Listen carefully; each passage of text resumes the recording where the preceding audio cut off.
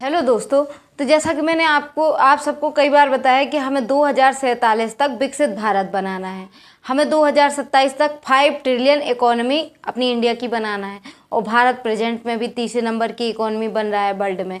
Bharat Paris agreement को पूरा कर चुका है। तो ऐसे में प्रश्न खड़ा होता है कि जब हमारे पास इतनी अच्छी टेक्नोलॉजी आ गई है, हमारा देश निरंतर विकास की ओर बढ़ रहा है, जहां हम एक क्लिक करते हैं हमारी समस्याओं के समाधान होते हैं, सरकार और सुशासन की स्थापना हो रही, तो ऐसे में आईपीएस पूरन सिंह जी द्वारा सुसाइड करना या फिर अर्जुन देवगौड़ा जी पर भ्रष्टाचार के आरोप लगना, अभी सिर्फ आरोप लगे हैं, ध्यान दीजिएगा, तो आरोप लगना, ये सब चीज़ें कहीं ना कहीं सोसाइटी में एक चीज़ को प्रदर्शित करते हैं कि जो हमारी सोसाइटी में होड़ लगी हुई है एक सक्सेस पाने की, कि हमको किसी भी तरह से गवर्नमेंट जॉब मिले, एक आपका नाम हो, फेम हो, लेकिन उसके बाद आपके इन सब चीज़ों में नाम आना या आप जैसे एक जो समाज के लिए एक आदर्श हो, आप जैसे व्यक्तियों का सुसाइड करना एक समाज में प्रश्न चिन्ह खड़ा करता है। क्योंकि एक प्रत्यक्ष या अप्रत्यक्ष रूप से एक चीज़ मानी जाती है कि जब आप क्वालिटी एजुकेशन प्राप्त कर लेते हैं या किसी उच्च पद पर बैठते हैं तो स्वाभाविक तौर पर आपकी नॉर्मल लोगों से सोचने समझने की क्षमता, निर्णय लेने की क्षमता सामान्य लोगों से ज़्यादा होती है। तो ऐसे में जब बड़े पद पर जो हमारे कहीं ना कहीं समाज के आदर्श बने हुए उन लोगों द्वारा ऐसे कार्य करना हमारे समाज के पर एक प्रश्न चिन्ह खड़ा करता है कि सोसाइटी को सोचने की ज़रूरत है। क्योंकि हमारा जो युवा है वो आज के समय कंफ्यूज है, ना वो डिसीजन ले पा रहा है, ना उसके भविष्य की राय सुनिश्चित है, वो एक भेड़ चाल में फंसा हुआ है। इसलिए क्योंकि आज के समय मुझे जो समझ में आता है उसका सबसे इम्पोर्टेंट रीज़न है कि हमारी सोसाइटी में जो एथिकल वैल्यू हैं वो ना के बराबर रह गई हैं। लेकिन अगर गवर्नमेंट कोशिश करती है कि यूपीएससी, एमपीपीएससी या सारे स्टेट्स के जो एग्ज़ाम होते हैं वहाँ पर एथिक्स एक सब्जेक्ट के तौर पर रखा गया है, ताकि जो भी व्यक्ति आप सिविल सर्वेंट बनेगा या किसी भी परीक्षा में आएगा तो उसकी जो एथिकल वैल्यू होंगी वो स्ट्रांग होंगी। लेकिन बच्चों ने उसको एक एथिकल वैल्यू को पेपर के तौर पर पढ़कर उसमें अंक प्राप्त कर लिए। तो ऐसे में एथिकल वैल्यूज़ जो हैं वो एक पढ़ने की चीज़ नहीं है, वो हमें जीवन में उतारने की चीज़ है। तो जैसा कि हम पहले विद्यालयों में पढ़ा करते थे तो हमारे विद्यालयों में सहायक वाचन एक बुक चला करती थी, लेकिन सहायक वाचन एक सिर्फ पुस्तक नहीं होती थी, क्योंकि आज भी पुस्तकें हैं, बस उनके नाम बदल दिए गए हैं। तो जब सहायक वाचन जैसी पुस्तकें चला करती थी तो सुबह से लेकर शाम तक हमारे विद्यालय में उसके बाद की पूरी दिनचर्या में उस सहायक वाचन की जो बुक में लिखा होता है उन चीज़ों को हमारे जीवन में उतारा जाता था। गुरु और विद्यार्थियों के बीच एक प्रेममय रिस्पेक्ट वाला रिश्ता होता था। लेकिन आज के टाइम पे ना वो गुरु रह गए हैं, ना वो टीचर्स रह गए, ना वो बच्चे रह गए हैं, ना वो पेरेंट्स हैं, ना वो बच्चे हैं। आज के टाइम पे हर व्यक्ति किसी से कुछ ना कुछ लेना चाह रहा है और देने की कोई इच्छा नहीं रखना चाहे वो आपका कोई भी चीज़ हो। दूसरी चीज़ है कि अगर आपका बच्चा एक अलग तरह का टैलेंट रखता है तो हमारी सोसाइटी उसे डिनाई कर देती है। आप कहीं ना कहीं अगर आप 100 में 100 अंक ला रहे हैं तो यही सिर्फ एक सफलता का पैमाना माना जाता है।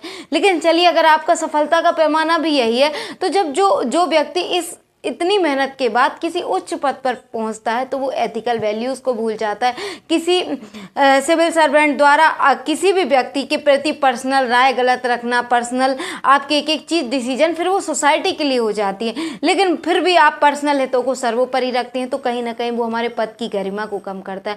तो ऐसे में मैं आज थोड़ा सा जानने की कोशिश करूँगी कि एथिक्स है क्या। एथिक्स एक नैतिक वैल्यू है जो कि हमारे जीवन जीने में हमें ये समझाती हैं कि हमारा जो जीवन है वो ये कहीं नहीं लिखा है कि आपके जीवन में संघर्ष नहीं आएंगे, चुनौतियां नहीं आएंगी या आपको हमेशा सम्मान मिलेगा। आपको कभी कभी ऐसा होगा जहां आपको सम्मान नहीं मिलेगा।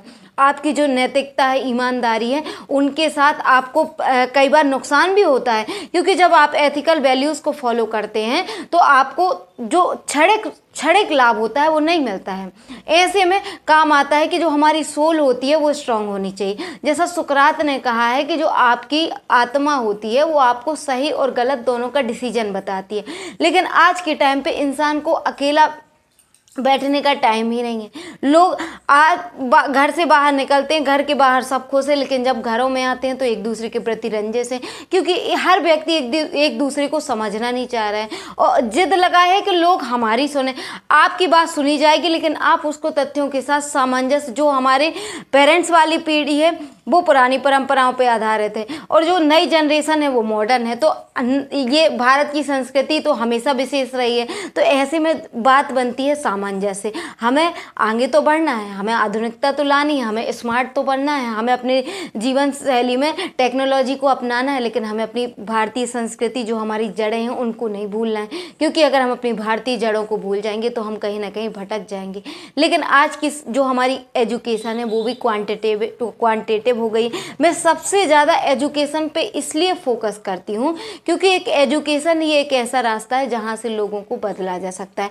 और जो हमारे देश के युवा हैं उनको अगर आप क्वालिटी एजुकेशन देते हैं, हमारे देश के जो छोटे छोटे बच्चे हैं अगर आप उनको एथिकल वैल्यू सिखाते हैं तो वो हर घर में चेंज ला सकते हैं और हर घर में एक प्रयास कर सकते हैं। लेकिन हमने अपने बच्चों को सिर्फ एक होमवर्क और उनको अगले दिन का होमवर्क यहाँ तक सीमित कर दिया है। तो कहीं ना कहीं हमें अपनी शिक्षा की जो शिक्षा दी जा रही है उस दिशा में सोचने एक प्रश्न चिन्ह खड़ा करता है कि जब व्यक्ति अपने जीवन के शिखर पर पहुंचता है तो फिर वो समस्याओं को क्यों नहीं मैनेज कर पा रहा है।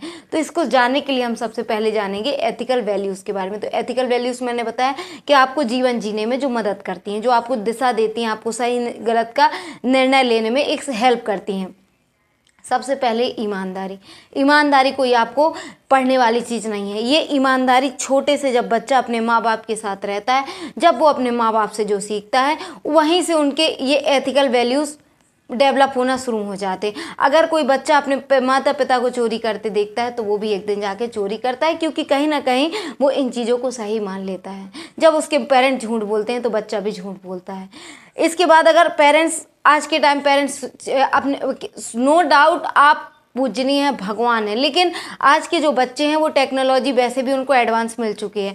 तो बच्चों को हमें समझना होगा कि आपके अंदर जो पेरेंट्स के अंदर एक क्षमता है वो आपके बच्चों के अंदर नहीं है, क्योंकि बच्चे आजकल के चीज़ों को ज़्यादा एक्सेप्ट नहीं कर पा रहे, ना ज़्यादा चीज़ें वो झेलने की क्षमता रखते हैं, उनको हर चीज़ बेस्ट चाहिए। लेकिन आप पेरेंट्स हैं तो आपको इस चीज़ को बच्चों में छोटे से डेवलपमेंट करना होगा। ईमानदारी कोई देने वाली चीज़ नहीं है, ये हमें अपने घर के परिवेश में छोटी छोटी चीज़ों, और नो डाउट जब आप एथिकल वैल्यूज़ को फॉलो करेंगे तो आपको कई तरह की प्रॉब्लम्स का फेस करना पड़ेगा, लेकिन एट लास्ट जब आप अकेले में बैठेंगे तो आपको जो सुकून देंगे वो एथिकल वैल्यूज़ ही हैं, जो आपके जीवन को एक उद्देश्यमय जीवन, एक सार्थक जीवन में कन्वर्ट करेंगे, वो आपके एथिकल वैल्यूज़ हैं। दूसरा है टोलरेंस। हमारी सोसाइटी से टोलरेंस समाप्त हो रहा है। आप आईपीएस पूरन सिंह जी को ही ले लीजिए, नो डाउट हो सकता है उनके पर्सनल कुछ भी इशू रहे हों या पब्लिक, लेकिन वो एक आईपीएस थे, उनके पास कई सारी पावर्स थी। अगर उनको मान लीजिए उनकी पब्लिक लाइफ अच्छी नहीं थी तो उनके पास रिज़ाइन देने का भी एक अवसर था। लेकिन बात वही होती है कि इंसान अकेलापन से जूझ रहा है, एंजाइटी से जूझ रहा है, वो अपनी बातें किसी से शेयर नहीं करना चाह रहा। दूसरी बात है, अगर वो शेयर करता है तो सामने वाला भी उसको सिर्फ एक उस समय के लिए सुनता है, उसके बाद फिर वो भी उसको रिस्पॉन्स नहीं देता है। तो ये सब चीज़ें कहीं ना कहीं, वो बड़े थे इसलिए वो हाईलाइट हो गई, वो बड़ी पोस्ट पे थी, हर व्यक्ति इस चीज़ से जूझ रहा है। तो आज हम सबको मिलके सोसाइटी में इस बारे में सोचना होगा कि जो हमारी पर्सनल लाइफ है और प्राइवेट लाइफ, पब्लिक लाइफ है, इन दोनों के बीच हमें बैलेंस बनाना होगा। और कुछ नहीं, अगर आप सही हो तो वो एक दिन सही प्रूव होगा, गलत हो तो वो कोई बात नहीं, उसकी आपको पनिशमेंट मिलेगी, लेकिन इसका रिजल्ट एक सुसाइड करना नहीं है। इसके बाद है ट्रांसपेरेंसी, पारदर्शिता और निष्पक्षता। जैसे आज के टाइम पे अगर कोई पारदर्शिता और निष्पक्षता जैसी चीज़ें हैं तो ये 100 में 1% देखने को मिलती है। ऐसे में लोगों का इन पे बिलीव और कम होता जा रहा है। लोग इस दिशा में सोचना ही नहीं चाहते, क्योंकि हमारी सोसाइटी में अगर कोई बच्चा 100 में 99 नंबर ला रहा है तो उससे लोग प्रश्न करते हैं कि एक नंबर कैसे कट गया, जबकि कोई ये प्रश्न नहीं करता कि आपके 99 कैसे आ गए। तो ये चीज़ें जब इंसान झेलता है, जब उसको इतनी सक्सेस के बाद भी ये सब झेलना पड़ता है, तो फिर इंसान गलत रास्ते को अपना लेता है। तो ऐसे में हमें जो टैलेंटेड है, जो कहीं ना कहीं किसी भी क्षेत्र में मेहनत कर रहे हैं, हमें उनको रिस्पेक्ट करने की ज़रूरत है। और हमें अपनी जो सोसाइटी है उसमें टॉलरेंस, निष्पक्षता, पारदर्शिता, ये सब मूल्य लाने की ज़रूरत है। और इसकी शुरुआत हमें अपने घरों से ही करना है, हमें बड़े लेवल पर नहीं करना है। इसके बाद है एथिकल वैल्यू का सबसे इम्पोर्टेंट टॉपिक, दो कॉन्सेप्ट होते हैं जो देखने में एक से लगते हैं, एम्पैथी और सिंपैथी। सिंपैथी क्या होता है कि सिंपैथी का अर्थ होता है सहानुभूति। जब आप किसी को प्रॉब्लम्स में देखते हैं, किसी की तबीयत खराब है, आप कहते हैं आपको दवा लेना चाहिए, इसके बाद आप वहाँ से चले जाते हैं। लेकिन वहीं आप देखते हैं एम्पैथी। एम्पैथी से तात्पर्य होता है समानुभूति। मान लीजिए आप किसी को दर्द में देखते हैं तो आपको महसूस होता है कि कितना गंभीर दर्द होगा। ऐसे में आप जब उसकी स्थिति देखते हैं तो आप एक कदम आगे जाकर उसको दवा खिलाने की कोशिश करते हैं कि कैसे भी करके अरेंज हो जाए, क्योंकि कहीं ना कहीं आपने उस दर्द को महसूस किया है। तो जो एम्पैथी होता है वो आपका सिंपैथी से एक कदम आगे जाकर होता है, जहाँ आप फील करने के बाद किसी के दर्द को एक्शन लेने पर बिलीव करते हैं। और सहानुभूति क्या होता है, आप किसी के दर्द को देखते हैं, समझते हैं, लेकिन फिर उसके बाद न्यूट्रल हो जाते हैं, क्योंकि वो आपने महसूस नहीं किया है। जैसे आज के टाइम पे कि गरीबों के यहाँ फल दो समय पे आते हैं, एक जब कोई व्रत रहता है और दूसरा जब कोई बीमार पड़ता है। लेकिन जब आप अमीरों के परिप्रेक्ष्य में ये चीज़ बोलेंगे तो अमीरों को ये चीज़ मजाक लगेगी, लेकिन आप गरीबों के यहाँ जाके देखिए तो एम्पैथी और सिंपैथी ये इससे बेसिक अंतर समझ में आ जाएगा। ऐसे में मेरा आप सभी से निवेदन है कि जो भी सोसाइटी में पढ़े लिखे लोग हैं और जो नहीं भी पढ़े हैं पुराने कुछ रीजंस के कारण, ऐसे में आप सब विशेष हैं, हर व्यक्ति विशेष है। तो हम सबको आगे आके अपनी सोसाइटी को फिर से एक हैप्पी सोसाइटी बनाना है, अपने इंडिया को विकसित भारत बनाना है। लेकिन हमें नॉर्वे, स्वीडन, फिनलैंड जैसी कंट्रियों की तरह हमें भी एक हैप्पी देश बनाना है, जहाँ सारे भारत देश के 125 करोड़ लोगों में एक चेहरे पे स्माइल हो, भले उनकी लाइफ कैसी भी चल रही हो, क्योंकि लाइफ जब तक आप है तब तक संघर्ष है। भगवान राम ने भी संघर्ष झेला है, श्री कृष्ण ने भी झेला है, तो फिर हमें तो स्वाभाविक है कि संघर्ष झेलना चाहिए, क्योंकि संघर्ष डायरेक्ट या इनडायरेक्ट रूप से हमें बहुत ही महान बनाता है और हमें नए नए अवसर सिखाता है। Thank you very much.